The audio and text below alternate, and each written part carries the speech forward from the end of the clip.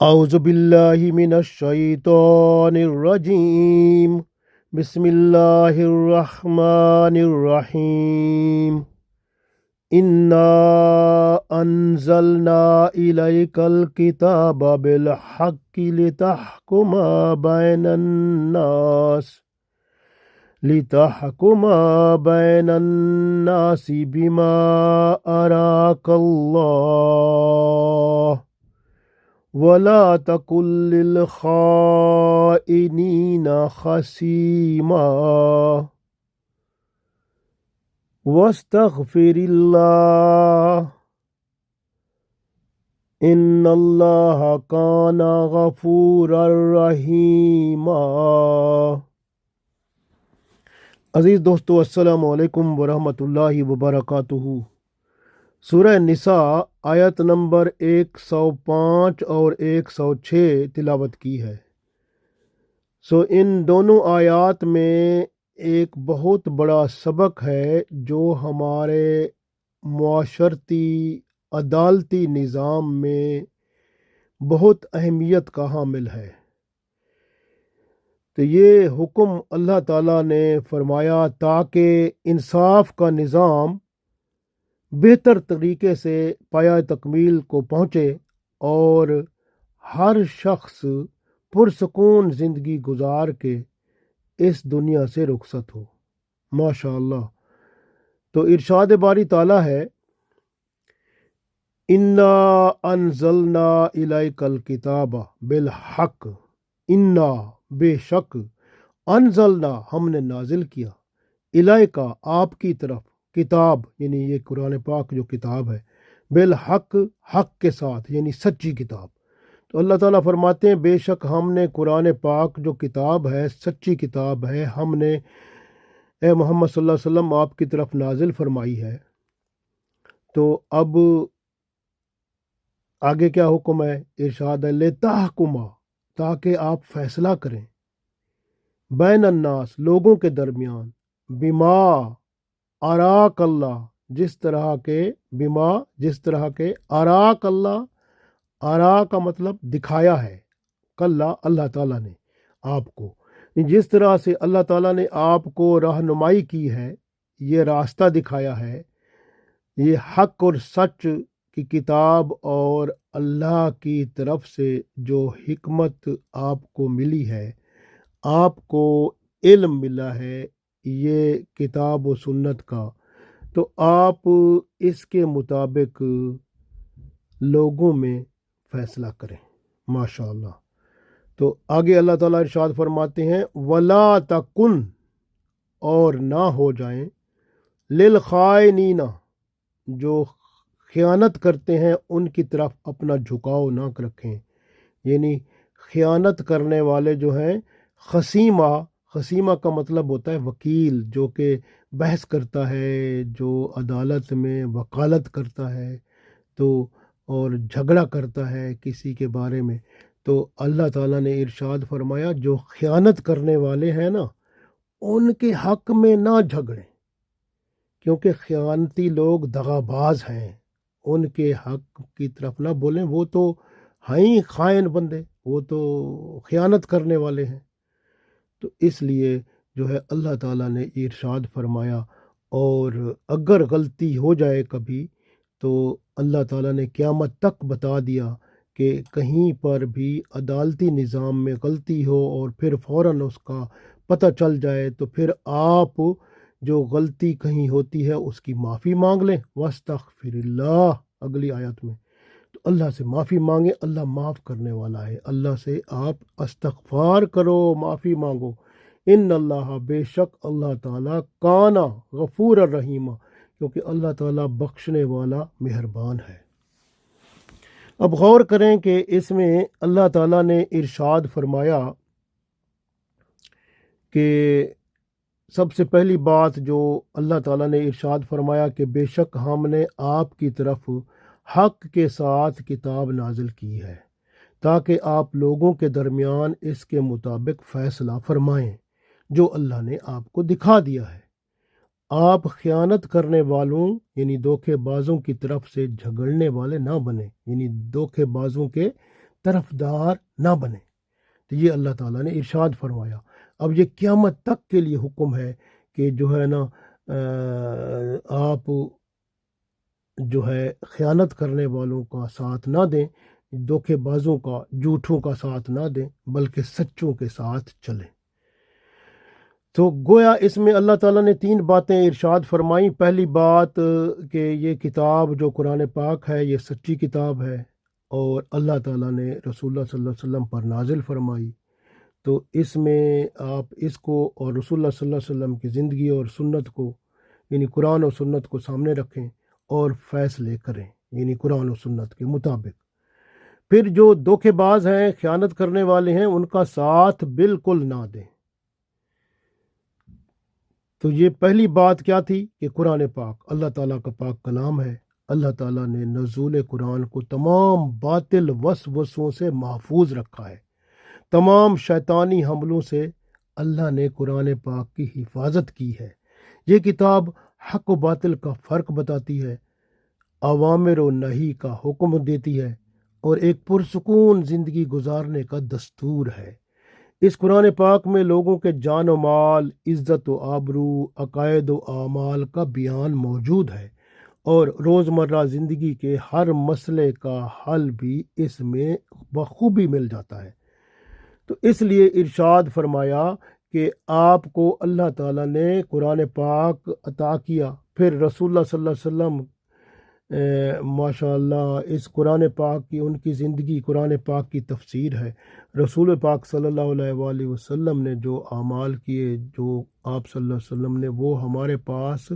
ایک روشنی ہے۔ تو کتاب و سنت کی روشنی جب ہمارے پاس موجود ہوتی ہے تو ہمیں فیصلہ کرنے میں وہ پھر خیانت کرنے والے یا جھوٹے لوگ جو ہیں ان کی طرفداری نہیں کرنی، بلکہ حق اور سچ کے ساتھ فیصلہ کرنا ہے۔ اصل میں اس کا شان نزول ہم دیکھتے ہیں اس آیت کا۔ مدینہ شریف میں جو انصار قبیلہ تھا اس میں ایک خاندان تھا جس کا نام تھا بنو عبیرک۔ بنو عبیرک ایک خاندان تھا جو کہ مدینہ میں آباد تھا۔ یہ لوگ انصار سے تھے اور ان میں بنو عبیرک کے 3 یعنی ان 3 بھائی تھے، جو کہ ایک کا نام بشر تھا، ایک کا نام بشیر تھا اور ایک کا نام بشر اور شبیر تھا، اور ایک کسی جگہ یہ بھی آتا ہے کہ اس کا نام مبشر تھا۔ تو بشیر، بشر اور مبشر، یہ 3 تھے۔ لیکن ان تینوں میں سے جو درمیانہ تھا، جو بشیر جس کا نام تھا، وہ تھوڑا سا شاعری بھی کرتا تھا، اور شاعری جو کرتا تھا اس میں کچھ شعر جب وہ اپنی طرف سے بولتا تھا اور نام کسی اور کا لیتا تھا، اور اپنی شاعری میں رسول اللہ صلی اللہ علیہ وسلم اور صحابہ کرام رضوان اللہ علیہم اجمعین کا مذاق بھی استغفر اللہ نعوذ باللہ اڑاتا تھا، تو یہ ہجو کرتا تھا۔ تو یہ منافق قسم کا بندہ تھا، تو یہ اس طرح کا بندہ تھا، اور کبھی کبھی یہ چوری بھی کر لیتا تھا۔ تو کیا ہوا کہ ایک ماشاء اللہ اسی انصار خاندان کے ایک کھاتا پیتا گھرانہ تھا، جو کہ ماشاء اللہ حضرت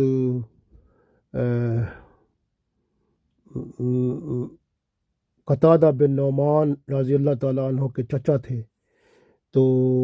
ماشاء اللہ وہ بہت ہی ماشاء اللہ یہ اللہ اور اس کے رسول صلی اللہ علیہ وسلم کی خدمت گزار تھے، اور قتادہ رضی اللہ تعالیٰ عنہ بدری صحابہ بھی تھے ان میں سے ماشاء اللہ۔ تو یہ ماشاء اللہ بہت ہی یعنی اہم یعنی گھرانہ تھا، اور بہت ہی اچھے لوگ تھے، اور ماشاء اللہ رسول اللہ صلی اللہ علیہ وسلم کے ہاں ان کا ایک خاص مقام تھا۔ تو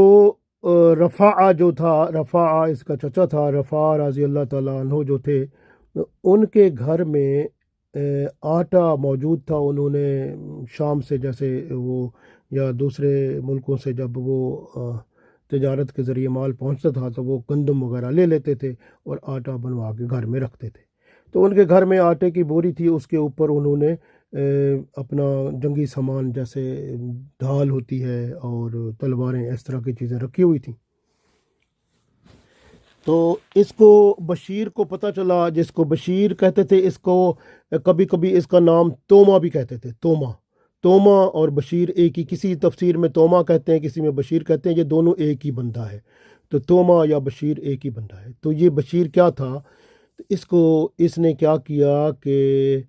وہ دیوار توڑی، جیسے وہ دیوار توڑ کے چوری کرنے جاتا ہے بندہ، نقب لگاتا ہے، تو اس نے نقب لگائی اور اندر سے جا کر وہ آٹے کی بوری بھی لے لی، اور اس کے اوپر جو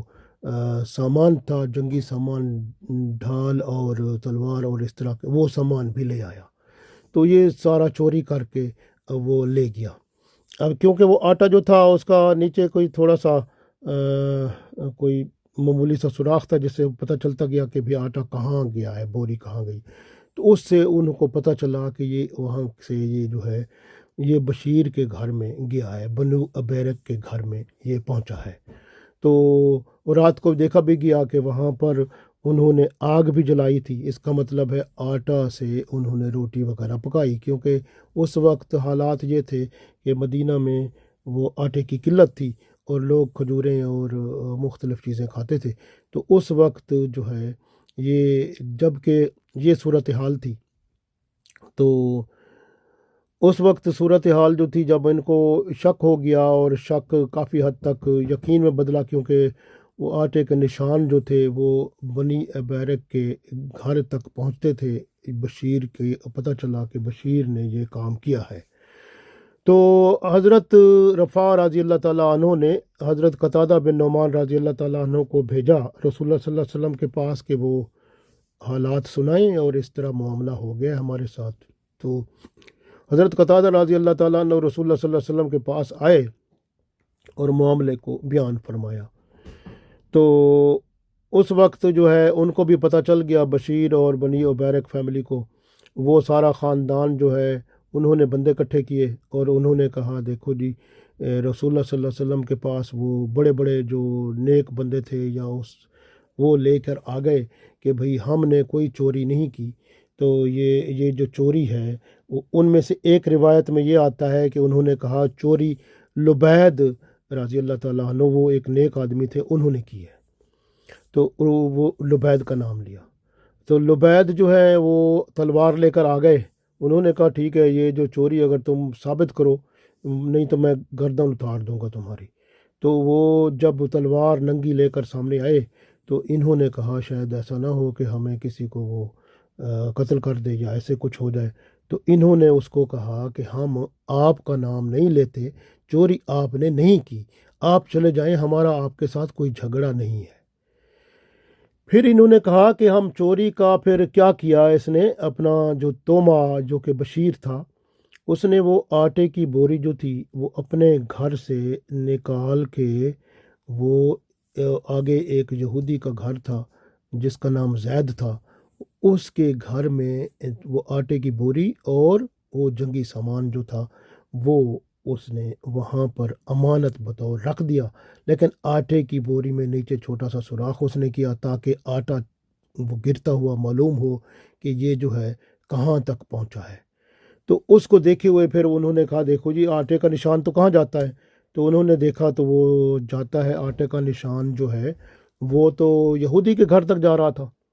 تو انہوں نے پھر وہاں یہودی کے گھر میں حضرت رفاع اور اس کے جو ساتھی تھے، انہوں نے دیکھا یہودی کے گھر میں سے وہ ڈھال اور وہ جو جنگی سامان تھا وہ اور وہ آٹے کی بوری وہ بھی وہاں پڑی تھی۔ تو سامان جو ہے وہ سارا یہودی کے گھر میں موجود ہے، وہاں برآمد ہو گیا۔ اب یہ معاملہ جب رسول اللہ صلی اللہ علیہ وسلم کے پاس پہنچا تو اب اس وقت بشیر اور اس کے جو یعنی قبیلہ بنی ابیرک جو تھا، یہ جو خاندان بنی ابیرک والا، تو اس کے سارے لوگ جو اور اس کے ساتھ انہوں نے جو نیک لوگ اور ملائے تھے، سب رسول اللہ صلی اللہ علیہ وسلم کے پاس پہنچ گئے اور انہوں نے کہا کہ دیکھیں جی، یہ جو ہے نا قتادہ اور رفاع رضی اللہ تعالیٰ عنہ ہم پر الزام لگاتے ہیں، ان کے پاس کوئی ثبوت ہی نہیں ہے، جبکہ مال سارا تو یہودی کے گھر سے ملا ہے، برآمد وہاں سے ہوا ہے، چور تو یہودی ہے، ہم تو نہیں ہیں۔ تو یہودی کو پتہ چلا، یہودی پورا قبیلہ لے کر، اپنے یہودیوں کو لے کر رسول اللہ صلی اللہ علیہ وسلم کے پاس آیا، اس نے کہا میں نے تو چوری نہیں کی، چوری اس نے کی ہے، بشیر نے، اس نے میرے پاس امانت رکھوایا ہے۔ اس طرح کا معاملہ تھا، بلکہ بشیر والے جو تھے انہوں نے یعنی جو مسلمان وہ ان کے ساتھ آئے تھے، انہوں نے رسول اللہ صلی اللہ علیہ وسلم کو اس طرح سے یعنی بیان کیا، قسمیں اٹھائیں، اور رسول اللہ صلی اللہ علیہ وسلم کو بتایا کہ چوری اس یہودی نے کی ہے، ہم مسلمانوں نے، ہم ایسا کام کرنے والے نہیں ہیں۔ یعنی آپ صلی اللہ علیہ وسلم کو کافی حد تک یقین دہانی کرا دی۔ اب رسول اللہ صلی اللہ علیہ وسلم کو کافی حد تک اس بات کا معلوم ہو گیا تھا کہ شاید یہی بات ہے کہ وہ جو چوری جو ہے یہودی نے کی ہے۔ تو اس طرح کا معاملہ تھا۔ ابھی آپ صلی اللہ علیہ وسلم نے کوئی حکم نہیں فرمایا تھا کہ جبرائیل علیہ السلام رسول اللہ صلی اللہ علیہ وآلہ وسلم کے پاس پہنچ گئے اور اللہ کا پیغام اس آیت کی صورت میں سامنے آیا۔ ارشاد ہوا انا انزلنا الیک الکتاب بالحق، بے شک ہم نے آپ کی طرف یہ حق اور سچ والی کتاب کو نازل کیا ہے، لتحکما بین الناس، تاکہ آپ لوگوں میں فیصلہ کریں، بما اراک اللہ، جس طرح کہ اللہ نے آپ کو دکھایا ہے، یعنی رہنمائی کی ہے اس طرح، ولا تکن للخائنین خصیما، اور آپ یہ جو خیانت کرنے والے لوگ ہیں ان کی طرفداری نہ کریں، ان کی طرف سے آپ بحث نہ کریں اور ان دغا بازوں کے طرفدار نہ بنیں۔ تو یہ حکم ہو گیا۔ تو اب جبرائیل علیہ السلام نے رسول اللہ صلی اللہ علیہ وسلم کو بتا دیا کہ اصل جو چور ہے وہ یہی بشیر ہے، جس کو تومہ بھی کہتے ہیں، یہی چکر باز ہے، اور نہ یہودی چور ہے اور نہ ہی وہ لبید چور تھا، تو چور اصل میں یہی ہے۔ تو اس طرح سے رسول اللہ صلی اللہ علیہ وآلہ وسلم کو حکم ہوا۔ پھر وہ جو مال تھا وہ سارا، وہ آٹا اور آٹے کی بوری، اور وہ جو اس کے اوپر وہ جو جنگی ڈھال اور جو تلوار وغیرہ، وہ سب سامان جو تھا وہ رسول اللہ صلی اللہ علیہ وسلم کے پاس پہنچا دیا گیا۔ تو سارا بنی ابیر قبیلے نے، وہ ان خاندان نے رسول اللہ صلی اللہ علیہ وسلم کو پاس پہنچا دیا، اور پھر آپ صلی اللہ علیہ وآلہ وسلم نے رفاع بن زید رضی اللہ تعالیٰ عنہ کو یہ واپس کر دیا، اور پھر رفاع رضی اللہ تعالیٰ عنہ نے اس سارے سامان کو وہ اپنا جہاد کے لیے آپ صلی اللہ علیہ وسلم کے پاس حاضر کر دیا کہ یہ جہاد مسلمان جو کریں گے اس کے لیے میں اس کو اللہ کی راہ میں دیتا ہوں۔ تو رسول اللہ صلی اللہ علیہ وسلم نے اس کو قبول کر لیا۔ تو اس طرح سے یہ معاملہ ہوا۔ اور ادھر جو چور تھا بشیر، جس کو تومہ بھی کہتے تھے، اور چور جو تھا وہ، اس نے کہا ہو سکتا ہے میرے ہاتھ کاٹیں، تو وہ وہاں سے نکلا اور نکل کر مکہ چلا گیا، قریش مکہ کے پاس، قریش مکہ کے پاس چلا گیا، وہاں مشرکین کے پاس، وہاں اس نے پناہ حاصل کی، اور وہاں پر جو ہے وہ جو ہے اپنا ایک عورت تھی، وہ جس کا نام تھا سلافہ بن سعد، تو اس کے پاس جا کر یہ ٹھہرا، یعنی اس کے مکان میں۔ تو وہاں پر پھر اس وقت حسان رضی اللہ تعالیٰ عنہ جو ہیں، انہوں نے اپنی شعروں میں اس کی جو اس حرکات کو، بشیر نے جو چوری کی تھی اور اس کے معاملے کو بیان کیا اور اس کی مذمت کی، اور یہ اس کے شعر جو تھے وہاں مکہ تک بھی پہنچے، اور سلافہ جو تھی اس نے بھی سنے، تو پھر اس نے بشیر کو گھر سے نکال دیا۔ اب بشیر جو تھا وہ، ایک روایت میں یہ آتا ہے کہ کہیں چوری کر رہا تھا مکان کو، جب اس نے وہ نقب لگائی تو دیوار اس پر گر گئی، اور دیوار کے گرنے سے وہیں پہ مر گیا، کیونکہ یہ اسلام سے ہٹ گیا تھا، مرتد ہو گیا تھا۔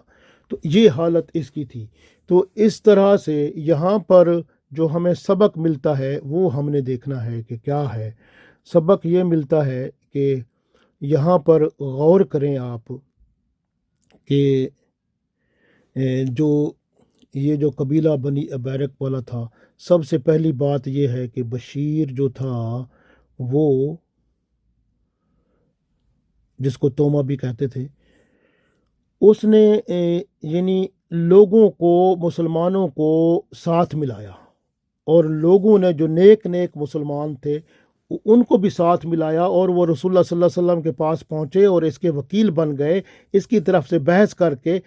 حلفیہ بیان تک کر کے انہوں نے رسول اللہ صلی اللہ علیہ وسلم کو ذہن میں ان کے ڈال دیا کہ یہ جو بشیر ہے، یہ تومہ ہے، یہ بالکل ٹھیک ہے، اس نے کوئی چوری نہیں کی، یہ اچھا بندہ ہے، یہ نیک بندہ ہے، یہ چور نہیں ہے۔ اور اتنا تک رسول اللہ صلی اللہ علیہ وسلم کے ذہن کو انہوں نے وہ کوشش کی کہ وہ ان کو یہ سمجھا دیں اور آپ کنونس کر دیں، پوری کنونس کرنے کی کوشش کی۔ یہ تو رسول اللہ صلی اللہ علیہ وسلم کے پاس ہر وقت فرشتے ہوتے تھے، اللہ کی طرف سے میسج آتا تھا، پیغام آتا تھا، تو آپ صلی اللہ علیہ وسلم تو ہر وقت اللہ کے ساتھ موجود ہوتے، تو اس وجہ سے ان کو اللہ کی طرف سے مکمل رہنمائی ملتی تھی۔ ورنہ جیسے عام یہاں پر ہوتا ہے، یہاں پر ہمارے ہاں جو حکومت ہے، یہ کوئی بھی حکومت ہو مسلمانوں کی کسی ملک میں بھی، وہاں پر 3 معاملے ہوتے ہیں۔ پہلا تو وہ جج ہوتا ہے جو کہ جھوٹی گواہی کو سنتا ہے، گواہ جھوٹے ہوتے ہیں، اکثر ایسا دیکھا گیا ہے، پیسے لے کے لوگ گواہی دیتے ہیں اور جھوٹے گواہ ہوتے ہیں۔ پھر وہ جو وکیل ہوتے ہیں وہ بھی جھوٹ کو، انہوں نے دیکھا ہے کہ کیس جھوٹا ہے لیکن پیسے مل رہے ہیں بڑے اچھے، تو وکیل جو ہے اس کیس کو لے لیتا ہے اور پھر اس کیس کے لیے بحث کر کے اور بڑے بڑے دلائل دے کے اور جھوٹ کو سچ بنا کے کیس کو جیت لیتا ہے۔ تو یہ حالت بنتی ہے، کیونکہ اب جج جو ہوتا ہے اس کے سامنے جو بیان کریں گے وہ وہی کچھ کرے گا جو اس کے سامنے معاملہ بیان کیا جاتا ہے۔ اب جو بیان کرنے کے لیے جو مواد ہے وہ کون ہوتے ہیں؟ ایک تو وکیل ہوتا ہے اور ایک ہوتے ہیں گواہ۔ تو گواہ جو ہیں وہ جھوٹی گواہی دیتے ہیں، اور وکیل جو ہوتا ہے اس جھوٹ کو ذرا تھوڑا سا بڑے دلائل کے ساتھ بیان کرتا ہے اور پھر کیس کو جیت جاتا ہے۔ تو یہ اس طرح سے جھوٹ کو دوسرے لفظوں میں سچ بنا کر پیش کیا جاتا ہے، اور جب کہ جو ہے وہ یہ سب حرام ہے۔ اور اسلام میں اللہ تعالیٰ نے قرآن پاک میں ارشاد فرمایا ہے، ولا تکن، دیکھیں اسی آیت کا آخری حصہ جو ہے، ولا تکن للخائنین خصیمہ۔ خصیمہ کا مطلب ہوتا ہے بحث کرنے والا، خائنین کا مطلب خائنوں کی طرف، یعنی خائن کا مطلب جو خیانت کرنے والا ہے، جو جھوٹا ہے، بے ایمان ہے، اس کی طرف داری کرنے کا اللہ نے حکم دیا ہے کہ ولا کا لفظ بولا ہے کہ آپ اس کی طرف داری نہ کریں، یعنی اللہ نے منع کر دیا ہے۔ لیکن ہمارے وکیل صاحبان یہ اس کی طرف داری کر کے اور کیس کر کے اس طرح سے اس کیس کی حمایت کرتے ہیں اور دلائل دے کر وہ جھوٹ کو سچ بیان کر کے اس کو جیت کر اپنے پیسے بٹورتے ہیں، حرام کھاتے ہیں۔ یہ اس طرح جو کرتا ہے نا وکیل، وہ حرام، اس کی کمائی مکمل حرام ہے، کیونکہ اس نے قرآن پاک کی اس آیت کو ایک طرف رکھ کے اللہ کے کلام کو کوئی اہمیت نہیں دی اور صرف دولت دنیا کمائی ہے اس نے۔ تو یہ ہے، اس لیے اللہ نے فرمایا ولا تکن للخائنین خصیمہ۔ خصیمہ کا مطلب ہوتا ہے وہی جو بندہ جو بحث کر کے جو خائن بندے کی سفارش اس طرح کرتا ہے کہ وہ جھوٹ بھی سچ معلوم ہونے لگتا ہے۔ تو اس طرح کا اللہ نے منع کیا ہے۔ تو اگر کوئی ایسا کرتا ہے، وکیل کرتا ہے، تو وہ حرام لیتا ہے، اس کی تنخواہ، اس کی جو کمائی ہوتی ہے حرام ہوتی ہے، اور جو گواہ ہوتے ہیں وہ بھی اسی طرح جو جھوٹی گواہی دیتے ہیں وہ بھی حرام کھاتے ہیں جو ان کو ملتا ہے۔ تو اس طرح سے جب دیکھیں کہ رسول اللہ صلی اللہ علیہ وسلم کے پاس جو یہ چور تھا بشیر، اس کا خاندان والے جو آپ کے صلی اللہ علیہ وسلم کے پاس آئے تھے، وہ بڑے بڑے مدینہ کے نیک لوگوں کو بھی ساتھ لائے تھے تاکہ ان کی سفارش اور ان کی بحث سے اور ان کے الفاظ سے آپ صلی اللہ علیہ وسلم ہمیں سچا مان جائیں، اور وہ انہوں نے اس کافی حد تک کامیاب بھی ہو گئے کہ آپ صلی اللہ علیہ وسلم کو جو ہے نا انہوں نے کوشش کی کہ کنونس کرنے کی پوری۔ یہ تو اللہ تعالیٰ آپ صلی اللہ علیہ وسلم کے ساتھ ہیں، تو اللہ تعالیٰ نے آپ صلی اللہ علیہ وسلم کو سب بتا دیا جبرائیل علیہ السلام کے ذریعے کہ یہی جھوٹے ہیں۔ تو یہ صورتحال تھی۔ تو اس وجہ سے یہ آج کل بھی دنیا میں جو چلتا ہے، تو اللہ نے ایسے لوگوں کو منع کر دیا ہے۔ تو ایسی آیت میں یہ بندے کو ذہن میں لانا ہے کہ ہمیشہ یہ ایسے لوگ جو کہ جو جھوٹوں کی وکالت کرتے ہیں صرف دنیاوی لالچ کی وجہ سے، اللہ تعالیٰ نے ان کو منع کیا ہے سختی سے، اور اگر وہ ایسا کرتے ہیں تو پھر ان کی کمائی بھی حرام ہوتی ہے۔ تو اس وجہ سے آپ دیکھیں کہ آپ غور کریں اس میں ہمیشہ۔ اور دوسری بات یہ ہے کہ جس طرح بشیر نے وہ چوری کی تھی، لیکن الزام اس نے لگایا تھا لبید رضی اللہ تعالیٰ عنہ پہ، یا پھر اس نے یہودی پر الزام لگا دیا، جبکہ یہودی نے نہیں چوری کی تھی، نہ وہ لبید نے کی تھی، تو چوری تو اس نے خود کی تھی۔ تو اسلام کے اندر گناہ جب بندہ خود کرتا ہے اور الزام دوسرے پر لگا دیتا ہے تو پھر وہ بہت بڑا بہتان بن جاتا ہے، بہت بڑا گناہ بن جاتا ہے۔ اسی لیے میں نے آپ کو بتایا، پھر وہ گواہ بھی اس کے جو ہوتے ہیں وہ پھر وہ خرید لیتے ہیں لوگ، تو گواہی بھی بکتی ہے۔ اپنی مرضی کے گواہ ڈال کر لوگ غلط کام کو صحیح کر دکھاتے ہیں، اور اسلامی علم سے لا علمی جو ہے نا وہ گمراہی لے آتی ہے۔ اس لیے ہر بندے کو اسلام کا علم، دین کا علم جو ہے وہ سیکھنا چاہیے، تاکہ بندہ گمراہی سے بچ جائے۔ کیونکہ وکیل صاحبان بھی یہ جانتے ہیں کہ جو ہے وہ اگر جھوٹا کیس ہے تو اس میں رقم ذرا مل جاتی ہے، اس کو بٹورنے کے لیے وہ جھوٹ کو سچ کر کے دکھاتے ہیں، جبکہ حرام ہے اور ان کی کمائی بھی حرام ہوتی ہے، اور ایسا کرنا یہ باطل کام ہے، اور باطل کی حمایت کرنا گمراہی ہے۔ تو وہ پھر گمراہ ہوتے ہیں خود بھی اور اپنی نسل کو بھی، کیونکہ وہ حرام کھلاتے ہیں، تو پھر گمراہی آگے پھر پھیلتی ہے۔ اس طرح سے گمراہی دو طرح کی ہوتی ہے، کہ ایک علم میں گمراہی، کہ بندہ جہالت میں ہے اور علم دین کا لیتا ہی نہیں ہے، دین کا علم سیکھنا ضروری ہے اور وہ سیکھتا ہی نہیں ہے۔ جب سیکھے گا نہیں تو پھر صاف ظاہر ہے کوئی اس کو جس طرح کہے گا ویسے ہی وہ کر دے گا نا۔ تو اس لیے پہلے اسلام کا علم حاصل کرنا ضروری ہے، تاکہ بندہ ہر قسم کی گمراہی سے بچے۔ اور دوسرا یہ ہے کہ عمل کی گمراہی یہ ہوتی ہے کہ لوگوں کا، یعنی کہ جیسے لوگ ناحق گواہی دیتے ہیں، اور ناحق گواہی دینا یہ عمل کی یہ گمراہی ہے۔ تو اس طرح سے بندہ گمراہ ہو جاتا ہے، کیونکہ اس کی گواہی سے اگر ایک دوسرے بندے کو پھانسی لگ جاتی ہے، یا دوسرے بندے کو قید ہو جاتی ہے، یا دوسرے بندے کو ذلت ہوتی ہے، تو اس کی گواہی سے ہوا نا، تو پھر اس کو قیامت والے دن سخت عذاب ہوگا۔ کیونکہ ایک تو اس نے دوسرے کو جھوٹ بہتان باندھا، دوسرے پہ جھوٹی غلط بیانی کی، اور پھر اس کو ذلیل کیا، حقوق العباد خراب کیے، تو بہت بڑے اس کو قیامت کے دن اس کا وہ حساب کتاب بہت غلط ہوگا۔ یہ نہیں کہ اس کو بہت بڑی سزا ملے گی ایسے بندے کو جو جھوٹی گواہی دیتا ہے، اور ایسا وکیل جو کہ ناجائز کو جائز بنا کر وہ بیان کرتا ہے، اور پھر کیس جتوا کے حرام کے پیسے لے کر اپنی آخرت کو مکمل طور پر تباہ کر دیتا ہے۔ تو اس لیے یاد رکھیں کہ یہ آخری حصے میں جو میں نے بتایا، وَلَا تَكُنْ لِلْخَائِنِينَ خَصِيمًا، تو اللہ نے بڑی بری طرح سے ان کی فرمایا ہے کہ ایسے لوگ جو ہیں وہ خائنین، جو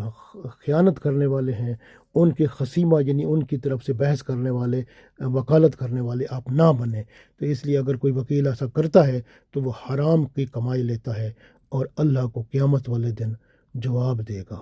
اس لیے یاد رکھیں، اگلے حصے میں یہ بھی آیا ہے وَاسْتَغْفِرِ اللَّهِ، اور اب وَاسْتَغْفِرِ اللَّهِ، اللہ سے معافی مانگے، ان اللہ کان غفور الرحیم، بے شک اللہ تعالیٰ بخشنے والا مہربان ہے۔ اس میں یہ ہے کہ اللہ تعالیٰ اس وقت بخش دے گا جیسے بندے نے اب جیسے اگر کوئی وکیل ہے، اس نے جھوٹا کیس لیا، اور اس نے اس سے یہ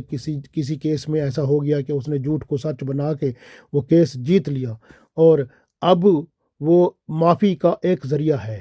کہ وہ جس کو اس نے جھوٹے کیس کو اس کو پتہ تھا کہ یہ جھوٹ تھا، اب ان کے پاس جائے جس کا حق مارا ہے، اگر ان کو راضی کر لے، اگر وہ راضی ہو جائیں، حقوق العباد اس کے وہ معاف ہو جائیں ان کی طرف سے، پھر اللہ سے معافی مانگے، تو پھر اللہ نے کہا ہے وَاسْتَغْفِرُ اللَّهِ، پھر اللہ معاف کرنے والا ہے۔ اسی طرح جھوٹی گواہی دینے والا جو ہے وہ بھی انہی سے معافی مانگے جن کے خلاف جھوٹی گواہی دی، اور پھر اگر وہ معاف کر دیں، پھر اللہ کے حضور معافی مانگے، تو پھر ان کی معافی پاسبل ہے۔ تو اس وجہ سے ان اللہ کانا غفور الرحیمہ، پھر اللہ تعالیٰ بخشنے والا مہربان ہے۔ تو دنیا میں یاد رکھیں حقوق العباد جو ہیں وہ اہم ہیں، تو حقوق العباد کو آپ اگر چھیڑیں گے اور پورے نہیں کریں گے تو قیامت کے دن اللہ کے حضور جواب ضرور دیں گے۔ اس لیے یاد رکھیں جو اللہ نے حکم فرمایا ہے اس پر عمل کر کے ہم دنیا اور آخرت میں کامیاب ہو سکتے ہیں۔ اللہ تعالی ہم سب کو توفیق دے، آمین۔